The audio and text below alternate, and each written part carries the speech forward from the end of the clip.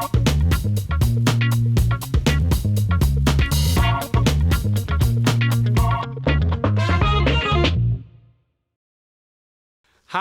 kembali lagi di Sweet Talk barengan sama Ditan Sudiro. Pastinya kita ketemu lagi di acara ini. Kayak biasa kita bakalan ngomongin dunia persilatan film Indonesia. Tapi sebelum, jangan lupa maskernya dipakai ya guys, karena kita masih di tengah-tengah pandemi, harus jaga diri kita sendiri dan pasti harus jaga orang di sekitar kita juga. Jadi harus jaga jarak. Makanya Sweet Talk ini agak beda nih settingannya. Kalau biasanya berhadapan, kali ini berhadapan sih, cuman ada jaga jaraknya gitu kan. Oke, kali ini kita sudah kehadiran seorang sinematografer perempuan atau yang biasa disebut DOP, Director of Photography ya. Orang yang bertanggung jawab terhadap visual, segala estetika visual dalam sebuah film. Udah ada Ibu Amalia Trisnasari. Ibu Amalia Trisnasari. Refleks, sorry. Halo Mbak. Ya itu dia. Ya, Saya itu tunggu dia. halo semua. Thank you udah hadir di sini. Anyway, gimana? Sehat?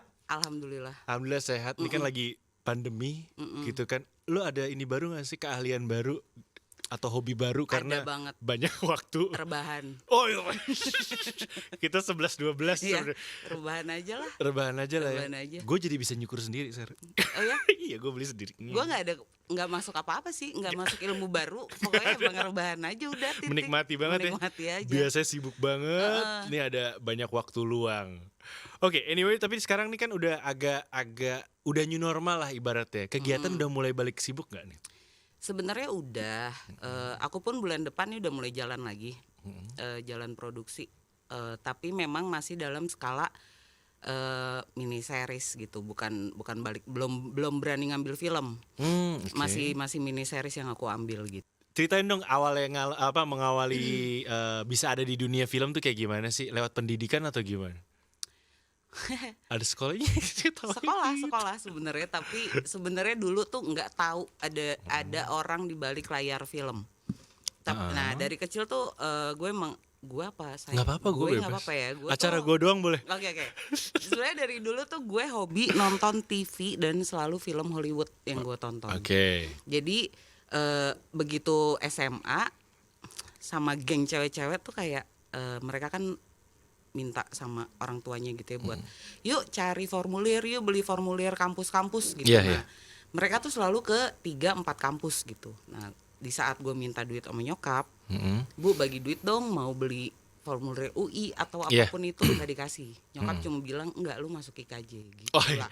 Gue langsung IKJ apaan ya gitu, pokoknya nggak dikasih. Karena aku punya sepupu dulu, dia tuh kerja udah jadi profesional DOP di Multivision. Oh, sinetron. Jadi dan tiap datang ke rumah tuh bawa jeep, gue datang lagi ganti mobil. Nyokap nanya kan, kerjaan lo apa gitu. Dia PNS gitu. emak gue matanya langsung hijau. Wah kayaknya anak gue harus masuk sini nih gitu. Jelas ya. Jadi dia bener-bener cuma ngasih duit buat beli formulir di IKJ saat itu. Oke. Gitu. Jadi ya udah nggak tahu apa-apa, tiba-tiba lolos. Saat interview ketemunya sama 3 orang dedengkot saat itu, Mbak Nen yang interview ya, Nente Ahnas, almarhum Didi Petet, sama Mas Sentot Sahid. 3 orang itu yang interview, dan saat masuk semua kacamata itu yang begini. Oh iya. Gitu kan. Jadi ya udah pas masuk kayak interview biasa aja dan lolos. Ya udah habis itu ngejalanin aja. Apa yang harus dijalanin, padahal nol pengetahuan tentang film itu apa gitu. Arahan ibunda ya. Arahan ibunda, dipaksa ibunda. Kok keren banget sih di pemaksaan ibundanya. Sebenarnya mau jadi model loh. Iya, Niatnya bukan jadi DOP, jadi model aja. Gitu. Beda loh, biasanya arahan ibunda kan yang lain lah pokoknya. Karena kamu jadi dokter, jadi PNS apa gitu, ini enggak. kayaknya mahal ya kalau jadi dokter. Iya sih. Nyokap juga gitu. Cuma waktu itu kan cuma punya restoran Padang ya gitu. Dan waktu interview IKJ pun aku sebenarnya ngerasa kayaknya lu kalau punya uang juga masuk nih. Soalnya pertanyaan terakhir tuh cuma usaha nyokap lu apa dan mampukah mereka membiayai lu kuliah gitu doang sebenarnya saat itu. Dan gue bilang punya restoran Padang, udah lolos. Udah. Gitu doang. Lolos deh masuk IKJ. Oke. Awalnya pas udah berkarir tuh kan kamera person pastinya. Itu inget gak waktu awal anak IKJ sih ya, pasti sama teman-teman kampus ya atau sama senior? Sama senior. Iya kan?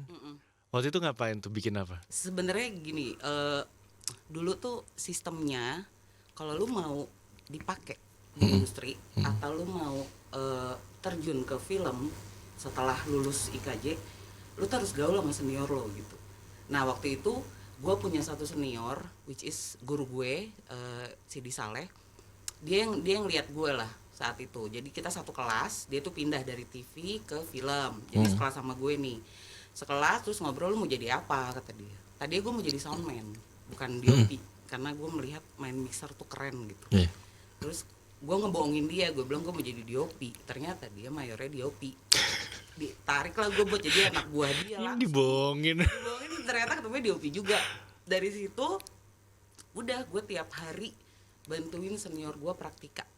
Mau itu anak TV yang belajar ngeset lampu digantung sampai film gitu. Dan itu udah kayak katanya sih nama gue udah belum ada yang mecahin rekornya buat bantuin senior gitu saat itu. Sering tuh ya. Sering banget gitu, semua jurusan gue bantuin. Ini berguna nih, orangnya mauan lagi. Murahan. Iya, Bukan murah nih. Yuk.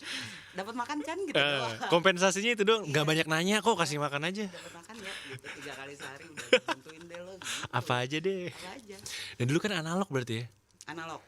Bedanya kalau lo lihat sekarang sama anak sekarang digital, bedanya apa sih? Kan sekarang nih millennials nih pasti yang nonton kita nih banyak yang ya udah teknologinya udah beda sama yang dulu lo hadepin gitu. Wah, kalau mereka mau gue ajak balik ke zaman seluloid ya, nangis pasti. Ken Film. Nah, dulu kaleng. gue kan diajarin guru gue itu belajar by proses.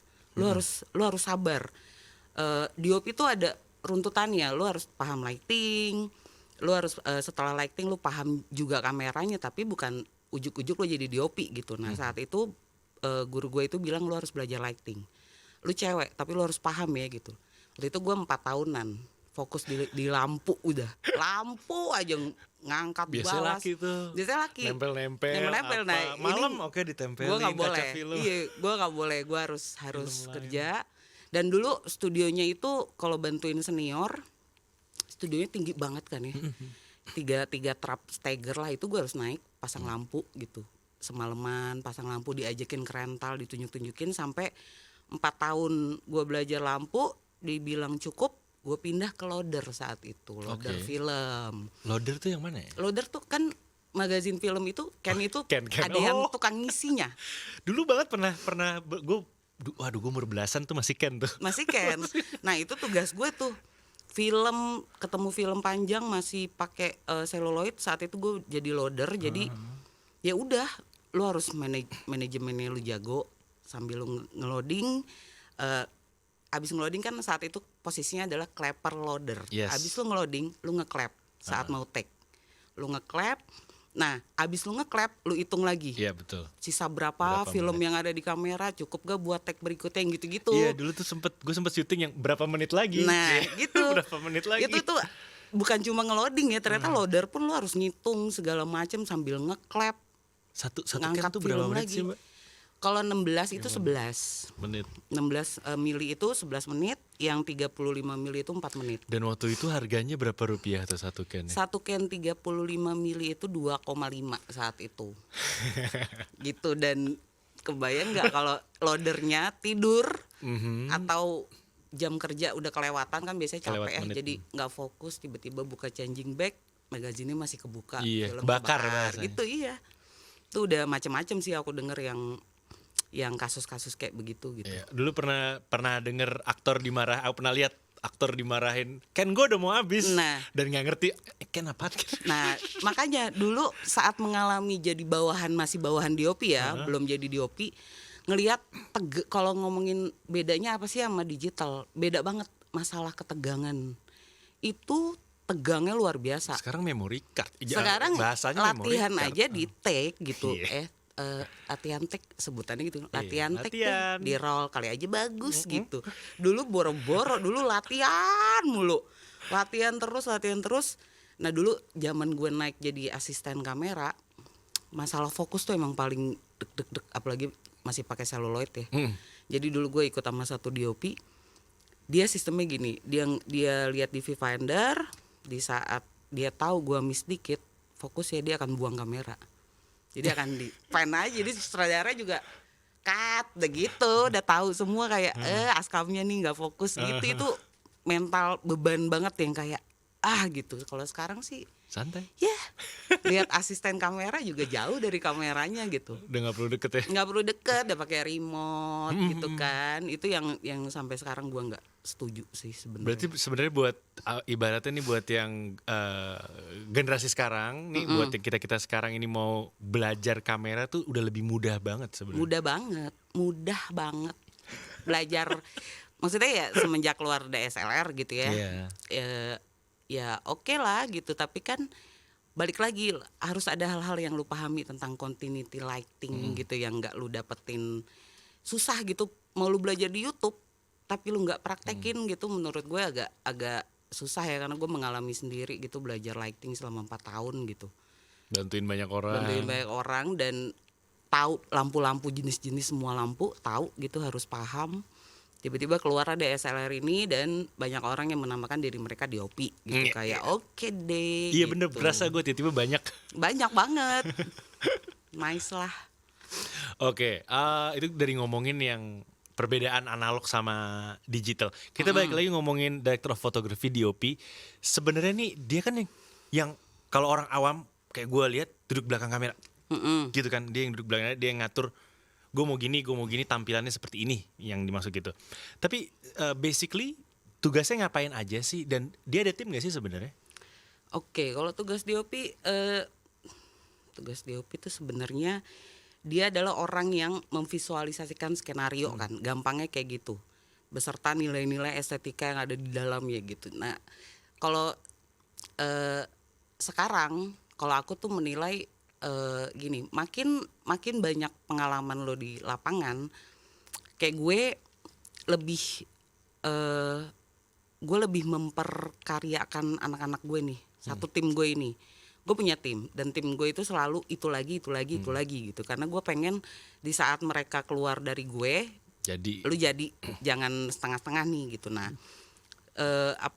skenario itu yang harus kita pahamin gitu, maksudnya kayak begitu gue dapat skenario, semua anak-anak gue ini harus dapat skenario. Mereka harus baca, mereka harus paham di saat director nanti ngomongin scene mana, lu nyaut, jangan gue doang gitu. Jadi sekarang tuh gue memposisikan diri gue lebih ke konseptor sebenarnya. Bukan ngopret iya, tapi ini gue tuh lebih mikirin mood, look gitu yang mau di-achieve sama direkturnya gitu. Itu sih yang lebih. Karena balik lagi ke pengertian DOP itu sendiri ya, maksud gue director of photography gitu. Ya lu director juga, tapi buat urusan teknis, gue masuk, gue cukup supervisi aja buat anak-anak gue. Anak-anak gue udah paham kok masalah gitu-gituan, jadi gue pun melatih mereka sekarang untuk menjadi seorang DOP gitu. Dan anak-anak lo ini posisinya apa aja nih timnya? Jadi ada kalau film ya, kita ngomongin project film, gue tuh punya asisten first AC, second AC, ada 2 orang tuh di kamera, sama pengawal kamera. Udah ada 3 tuh pasti tuh. Abis itu gue punya gaffer, di bawah gaffer itu ada tim lightingnya sendiri, kurang lebih 5 orang. Abis itu gue punya runnernya, abis itu gue punya grip. Itu mereka tugasnya ngapain aja sih? Tugasnya kalau first AC sebenarnya gini, bedanya runtutan kru di sini sama di luar negeri itu kan, kalau di luar selalu ada kamera operator gitu. Jadi gue memang cuma kerjanya memberi apa yang gue tahu, kita harus begini-begini untuk scene berikut gitu. Gue tinggal duduk di monitor nih, mantau sama sutradara. Masalahnya gue nggak tipe begitu satu. Nggak bisa gue pasti turun, ngeset lampu pun gue turun, pasti gue turun tangan gitu. Pasti gue turun tangan, dan gue nggak demen duduk di sebelah sutradara cuma lihat monitor, gue nggak bisa. Jadi sebenarnya tuh di bawah gue harusnya ada kamera operator, tapi gue nggak pernah pakai. Abis itu ada first AC, which is sebenarnya focus puller. Gitu. Nah, focus puller, abis itu ada second AC, dia tuh yang akan membantu si first AC ini buat ngukur fokus, buat ngasih dia lensa, buat macam-macam lah yang berhubungan sama fisiknya si kamera ini gitu. Nah, abis itu si gaffer ini dia chiefnya para lighting man. Jadi gue nggak perlu ngomong sama 5 orang tim lighting gue cukup ngomong ke gaffer gue. Dan gaffer gue pun bukan semacam cuma kuli ya, tapi sini lo kerja sama gue, lo pakai otak lo. Gue pasti selalu memperlihatkan reference gue. Ini reference lighting gue nggak akan menggurui lo buat 2,5 kilo dari sana, 4 kilo dari sana, depannya kasih kinoflo, nggak gitu. Pokoknya lo lihat kira-kira lampu dari lo apa gitu. Nah nanti di saat di lapangan kusut baru gue turun gitu. Jadi abis itu tim lightingnya membantu si Gaffer, terus ada runner tukang ngambil-ngambil, dan akhirnya ada si Grip ini orang yang berdiri, dia selalu membantu gue untuk urusan alat-alat di luar tripod sebenarnya. Jadi kamera butuh track, kamera butuh apalagi Jimmy Jeep, apa semua itu dia yang handle. Jadi asisten gue nggak banyak tugas juga, jadi yang dia pikirin fokus. Nah si Grip ini yang akan ngurusin track, maunya kayak gimana mbak gitu. Gue akan selalu bilang tracknya kanan atau tracknya lurus ke depan, pokoknya sepanjang ini, depannya gini. Itu dia yang ngerti teknisnya sebenarnya. Pokoknya lu tinggal bilang kamera. Direktur kan suka macam-macam, Heli mau kamera yang begini-begini dong. Gue tinggal serahin ke Grip gue, gimana tuh caranya gitu. Oke, kenapa nggak doyan pakai kamera operator sih, bukannya kebantu ya? Kebantu banget. Dia operate kan berarti kan? Satu, karena sebenarnya kalaupun dikasih gue mau nyoba ya, tapi so far ininya kayaknya nggak muat buat di share gitu. Kayak gue selalu membela gitu untuk masalah gue pengen dong pakai kamera operator, tapi once gue coba minta sama produser gitu dengan tambahan budget, udah pasti di reject. Gue masukin fee paket gue satu tim tanpa kamera operator pun ditawar gitu. Gimana gue masukin si kamera operator. Nah untungnya sekarang gue dan asosiasi yang gue ikutin, ICS ini, kita sedang menyusun hal-hal seperti itu gitu. Maksudnya patokan kita di luar ya, asosiasi luar udah menerapkan gini. Kita pun sedang mencoba. Dan itu untuk kualitas juga dong. Untuk kualitas, jam kerja, keselamatan, K3, macem-macem. Cerita dong, ICS singkatannya apa sih? Indonesian Cinematographer Society. Oke, dan apa yang diperjuangkan oleh ICS? Kalau diperjuangkan sebenarnya hak-hak kita sebagai sinematografer ya sebenarnya gitu. Jadi memang kita tuh banyak mau gitu. Kok kita nurut aja di calling jam 3 pagi, pulangnya jam 4 pagi, ya kan? Maksudnya terus sebenarnya ini mulai kekonsernan kita tuh berawal saat banyak kru yang meninggal karena kecelakaan.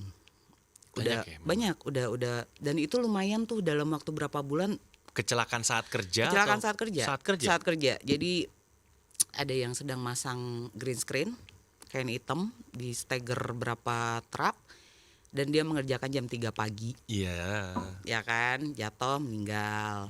Ada lagi yang kesetrum, disuruh DOP-nya masang lampu di toren, kesetrum, jatuh meninggal. Banyak banget gitu, dan kita udah mulai concern, maksudnya kita harus bersatu gitu para sinematografer buat memperjuangkan hal seperti itu. Jangan cuma kita mau ngikutin jam kerjanya produser kan. Mereka yang penting masalah budgetnya jangan nambah ya.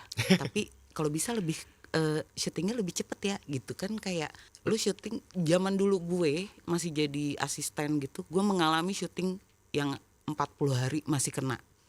Sekarang zaman digital, tiap ditelepon ada project gitu, syutingnya berapa lama?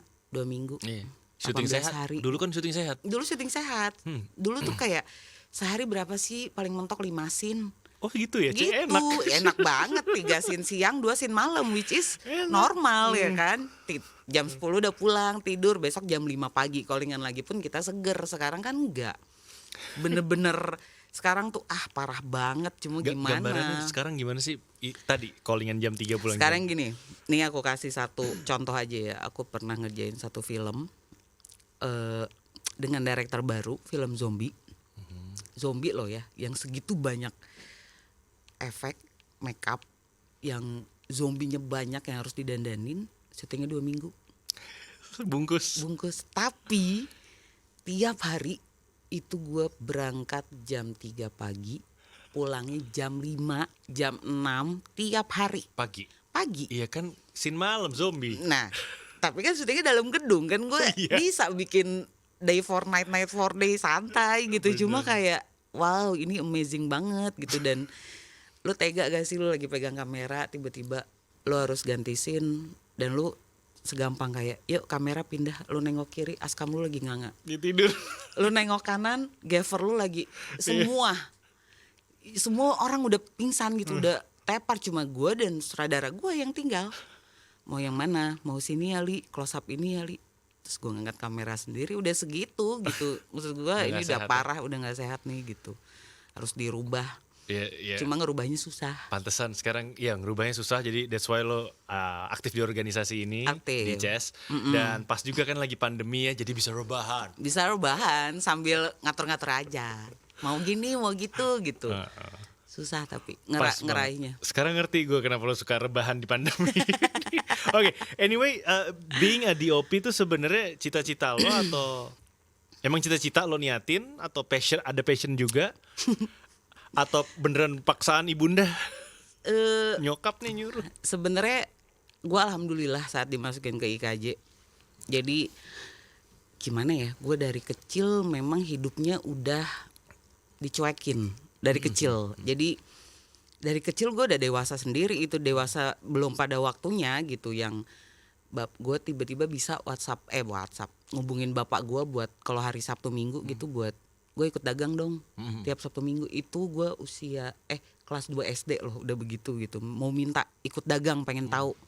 Nah di saat gue diterjunin ke IKJ yang gue nggak tahu apa-apa, gue juga begitu nerima aja, gue ikutin deh, gue ikutin aja, kerjanya apa sih, kuliahnya apa sih, udah nerima, ngerjain segala macam sampai akhirnya gue diterjunin ke lighting. Itu gue lumayan shock, waduh kerjaannya begini ya gitu, wow. Dan rumah gue di Bogor saat itu, gue nggak ngekos, nggak ngekos. Selama kuliah sampai kuliah gue lulus, gue nggak ngekos. Berarti turun di Gambir, Cikini.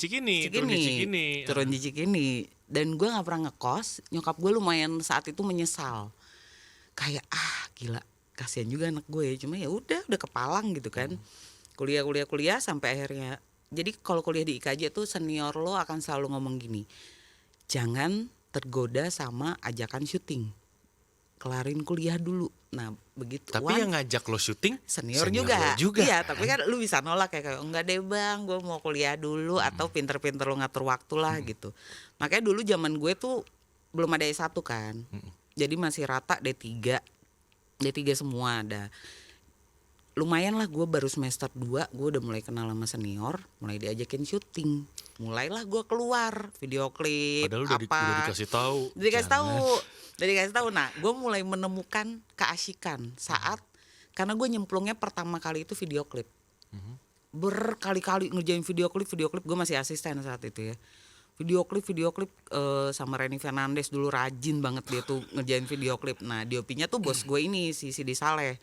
Tiap seminggu tuh ada 3 kali job-joban video klip itu. Dan gue mulai, wah ini kerjaan kok enak banget. Nah dari situ mulai menjadi passion gue. Oh jadi awalnya gue cuma ya udah gitu, ikutin aja. Tapi ternyata pas lo keluar, oh begini gitu. Akhirnya jadi passionnya setelah bisa nikmatin. Oke. Kita akan balik lagi abis ini, bakal ngobrol-ngobrol lagi sama Mbak Amalia. Tapi jadi jangan kemana-mana. Ngomongnya jadi belibet, harus minum dulu nih kayaknya. Jadi jangan kemana-mana, Millennials, Anda masih menyaksikan Sweet Talk.